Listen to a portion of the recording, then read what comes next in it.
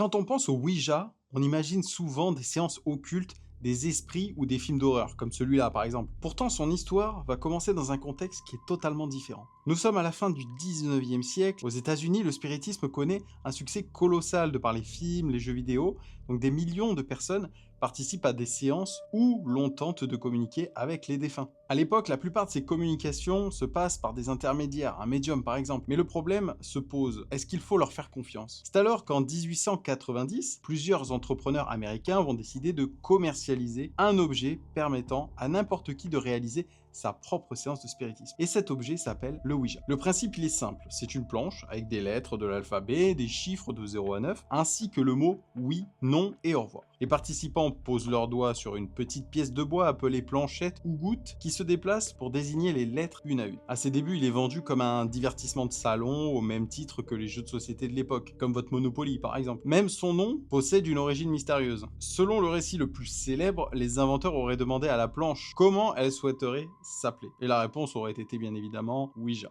Dans les années 1970, le film d'horreur L'Exorciste va populariser l'idée que le Ouija pourrait être dangereux. À partir de là, l'objet quittait progressivement l'univers du jeu pour entrer dans celui du paranormal. Mais ce qui intrigue encore aujourd'hui les chercheurs, ce n'est pas la planche elle-même, c'est le mouvement que fait la goutte. De nombreuses expériences en psychologie ont montré qu'une personne peut effectuer de minuscules mouvements musculaires sans avoir forcément conscience de le produire. Ce phénomène, il porte un nom, ça s'appelle l'effet idéomoteur. Selon cette théorie, les participants déplaceraient eux-mêmes la planchette sans s'en rendre compte. Plus de 130 ans après sa création, le Ouija reste donc un objet symbole incontournable du paranormal. Souvenez-vous d'une chose, elle n'a jamais été créée pour faire peur, elle a d'abord été créée pour être vendue. Et souvenez-vous également d'une autre chose, c'est que je stream du lundi au vendredi, donc n'hésite pas à venir faire un petit coucou.